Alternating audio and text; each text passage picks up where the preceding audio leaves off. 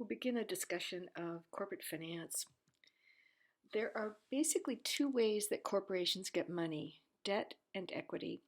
Debt is when someone has loaned money to a corporation, so the relationship is one of lender to borrower. Equity is when someone has invested in the corporation and they've become a part owner of the business. Let's start with debt financing. Debt financing includes bonds, debentures, and loans. Bonds are secured. Debentures are the same thing, but they're not secured. You may not have heard the term debenture before, and people usually misuse the terms. The difference is that a bond is usually secured by the value of something. In the event that someone does not repay the bond, someone can come and take a piece of property to pay off that debt. A debenture, on the other hand, is unsecured. The equivalent that you may be more familiar with would be with traditional loans. Some of you may have secured loans. For example, if you borrowed money to buy a car, that's typically secured so that if you don't repay your car loan, they can come and repossess the car. On the other hand, some of you may have some unsecured debt. For example, a student loan. You borrow the money to go to school. What is the loan secured with? Nothing. What are they going to do? Come take your mind? There's nothing for them to come seize. That's an unsecured loan. The same thing happens with corporate finance. It's very common for corporations to acquire financing through bonds and debentures. A typical way it would happen would be through a certain time and a given amount of money and a certain interest rate. So let's suppose a 20-year debenture at 4%. Let's suppose you buy $10,000 worth of debentures. So you transfer $10,000 to the corporation, and every year for 20 years they'll pay you 4% or $400 per year. At the end of 20 years, they will pay back the $10,000, assuming they have the financial ability to do so. How is a loan different from a bond or debenture? Typically, a loan is taken through an institutional lender. It could also be a shareholder or some other private person or company, however. And you're probably more familiar with loans. They typically have an interest rate attached to them. They're payable over a period of time. They're typically paid with a portion of the principal or interest. They're typically written. There's a penalty for non-payment. And corporations often take out loans. Debts create a debtor-creditor relationship, and they're normally securities, so this will trigger the effect of securities laws and regulations. They sometimes require shareholder approval. And pay attention, NB means nota bene, pay attention to when they're callable. Callable means that the corporation, at its own option, can choose to call back or take back the debenture or the bond. How does that work? Well, in the example given earlier, the 20-year $10,000 bond at 4%, if it's callable, and let's suppose you are 2 years into this, so you bought a 20-year bond, and you still have 18 years left on it, you have 4% interest on it, but now interest rates have dropped to 2%. Should you be worried? Yes. Why? Because the corporation isn't going to keep paying you 4% if they can pay the bond back, $10,000, and reissue that bond to a new lender for a lower interest rate of 2%. So just because you have a 20-year bond doesn't mean you have 20 years worth of 4% interest if it's callable. You have to pay attention to that distinction. I think brokers are sometimes sloppy about telling investors this, so do be aware of these characteristics. It certainly affects the value of the investment. Debt financing is popular, especially with those concerned about income, because it gives income over time, especially those on fixed incomes, retired. This is a preferred form of investment. How is equity finance different?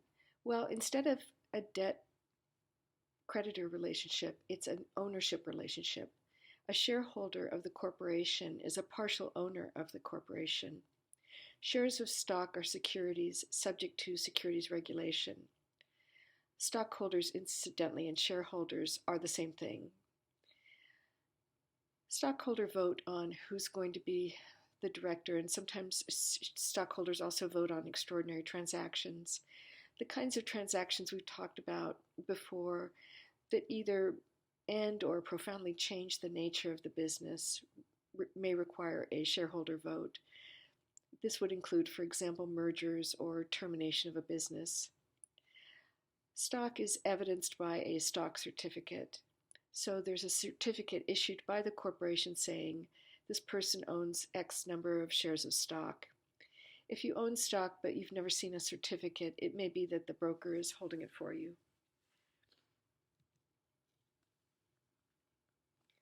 What does it mean to issue shares of stock? When you register a corporation, when you file the articles of incorporation, you must say how many shares of stock and how many classes of stock the corporation is authorized to issue. Does that mean that the corporation will actually issue them? In other words, sell stock from the corporation to the shareholders in that amount? No, not necessarily. It just means that is the maximum number of shares of stock that the corporation may sell. It doesn't mean they've actually done it or even plan to do it. Consideration, and here's a little review from Business Law 1. Consideration is the value paid in exchange for what you've received. So shareholders pay for the stock that has been issued to them, of course. They can pay with any property. They can also pay with any services that have already been rendered. In other words, already been served. Some terms you should know include par value. What is par value? Well, it doesn't have much meaning, frankly. It means that the corporation has agreed that when they do issue stock, they will not issue it for less than a certain amount of money. Typically, corporations put a very low par value on the stock because it gives them more flexibility. So a typical article of incorporation would say something like, the corporation is authorized to issue 1,000,000 shares of common stock for a penny a share. Does that mean they actually sold 1,000,000 shares? No, it means they're authorized to do that. Does it mean they actually sold them for a penny a share? No, it means that they didn't take less than a penny a share. So what does it tell you? Not much. We'll talk in a minute about how you can create meaning out of par value. What is watered stock? Watered stock is when a shareholder has underpaid for the value of the stock and it dilutes the value of everyone else's stock. And I'll give you an example in a minute. Shareholders are liable for the purchase price. So if the corporation issues shares of stock to the stockholder for a particular price, the stockholder must pay for that, and they can be successfully sued if they refuse to do so. What is a stock option? A stock option is when someone has the right, an option, to purchase the stock under certain circumstances. You can buy options on exchanges. Stock options are also often used as compensation for highly valued employees. For example, if a company wants to hold on to you, they may say something like, we will renew your employment contract and we will pay you, let's say, $150,000 per year in salary, and we'll also give you the right to purchase up to, let's say, 10,000 shares of stock at $20 per share, and this option will vest in 5 years. What does all that mean? It means that there's nothing today. It means that if you wait 5 years, you may, but are not required to exercise that option by purchasing up to 10,000 shares of stock for $20 a share. Do you want to do that? Well, it depends on the value of the shares of stock in 5 years. Hopefully this means that if you are an employee, you will be working to increase the wealth of the corporation so that the securities are worth more in 5 years than they are today. If that happens in 5 years, let's say that the stock rises to $25 per share, in 5 years, you can now exercise your option. In other words, buy 1,000 shares for $20 per share, and in turn, sell them the same day if you wanted to for $25 a share. You just made a lot of money. Congratulations. You may choose to do that, or you may choose to sit on it if you think the value of the stock is going to rise, and if you don't need the money right away, then wait. See if it goes higher than $25. Or if this isn't a good tax year for you, if you want to avoid having a lot of gain get taxed, if you're lucky enough to be in that position, You can delay it, and the tax is deferred or saved to some future year when you do exercise the option. So it gives you a lot of flexibility, and that's why it's so attractive. It's generally the most highly paid employees in corporations who get this kind of a benefit. Here are some more terms to know. You should know the difference between authorized and issued shares. Authorized, as we said, means that a corporation is permitted, but not required, to issue the shares. They are allowed to do it. Issued means that they actually sold the shares, so they sold them from the corporation to shareholder number one. The second distinction I'd like you to know is the difference between issuance and trading of shares. Issuance is that first sale from the corporation to shareholder number one. Trading is when shareholder number one sells his shares to shareholder number two, and shareholder number two sells to number three, and number three to number four, and on and on. Normally, when people are talking about buying stock on the stock market, they're normally talking about trading stock. If you go tomorrow and buy a share of stock of Microsoft, is Microsoft getting any money? No. Whoever owned the shares is getting the money. Microsoft made money when they first issued that sale, but no, they're not making money off of the subsequent sales. What is stated capital? Stated capital is the par value of the stock times the number of shares of stock that have actually been issued. Again, let's suppose that there's a corporation that is authorized to issue 1,000,000 shares of common stock, but they actually issued only 1,000 shares of common stock. The par value was $1. Therefore, the stated capital is par value $1 times 1,000. That's the actual number of issued shares. Does that tell you how much capital the company has? No, because they probably didn't sell that stock for $1. They probably charged more. Knowing what that number is, you can derive that number by looking at capital surplus. That's the amount over stated capital that was actually paid for the stock. So again, let's suppose 1,000 shares of stock were issued, par value $1, but the actual purchase price was $100 per share. $1 would be par value. The additional $99 per share times 1,000 shares, or capital surplus, will be $99,000. So if you add stated capital plus capital surplus, that tells you how much money the company has taken in terms of the equity contributions. What is treasury stock? That's when the corporation owns stock. And typically that would be when the corporation, for whatever reason, has purchased back stock that has previously been issued. This often happens when a corporation has extra money. They don't need more investors and they'd actually like to consolidate the power. Makes the company less likely to be taken over by someone else. But it's just a strategy call, basically. Okay, now here's an example. Suppose that Caroline starts Camp Gold Inc. The Articles of Incorporation note that the corporation is authorized to issue one class of common stock, 1,000,000 shares with a par value of $1 per share. Camp Gold Inc. sells 1,000 shares each to Caroline, William, and Peter at a value of $10 per share. So each of these three people have agreed to pay $10 per share for 1,000 shares each. Caroline pays cash. She pays $10,000 for her shares of stock. William transfers a lease worth $5,000 in exchange for his shares. Peter promises to provide $10,000 worth of services in the future in exchange for his shares. Well, is this a problem? Yes. Why? Because William underpaid and Peter actually hasn't paid at all for the value of the shares that they've received.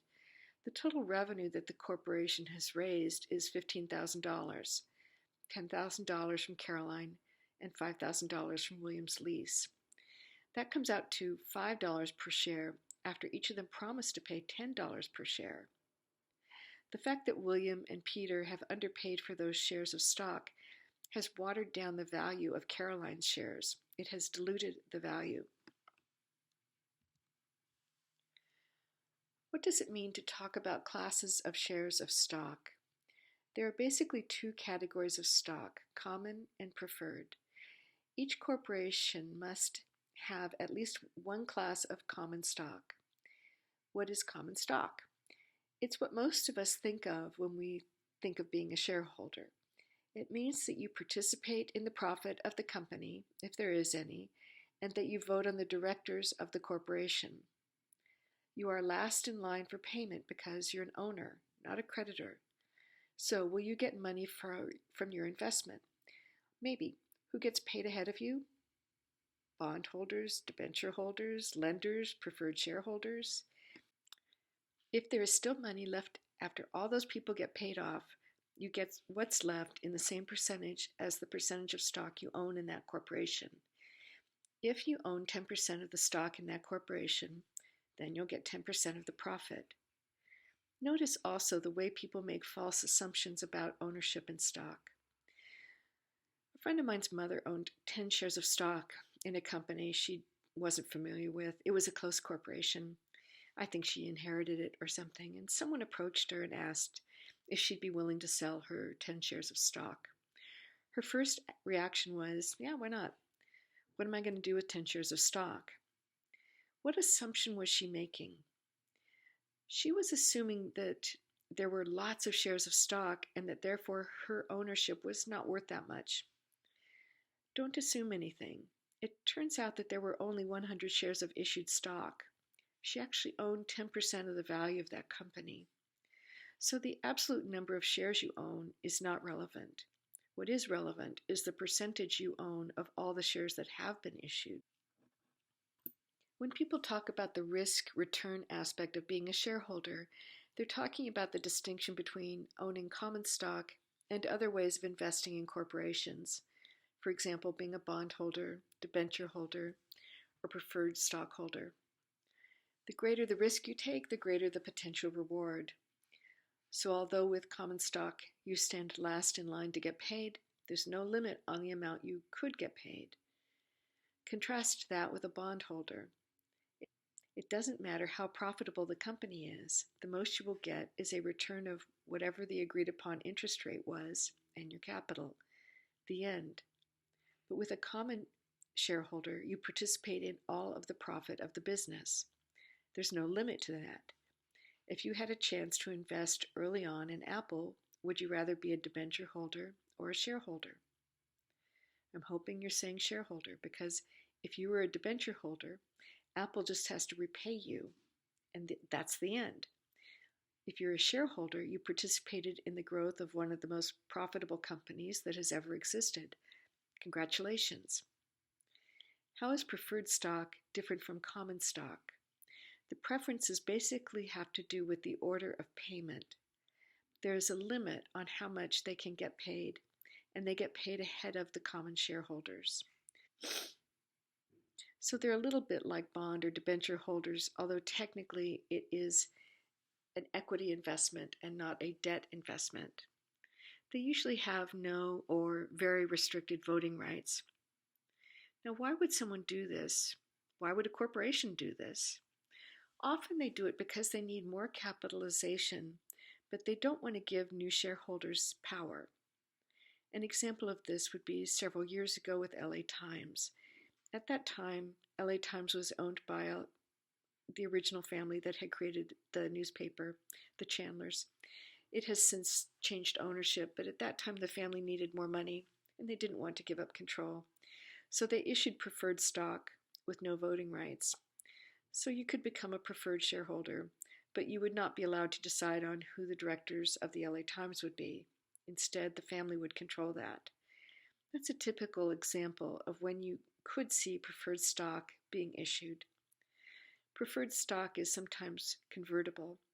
What that means is that sometimes there are provisions that allow a shareholder to convert it from preferred stock to common stock. That's nice, and therefore that attribute would affect the value of the stock, and it's something to think about when you buy. Preferred stock is also sometimes redeemable by the corporation. This means that the corporation can sometimes call it back if they wish. And again, this is something to keep in mind if you're an investor. This is just a sort of brief overview of corporate finance. Corporate finance is much more interesting than you would think, and this is just an introduction to it.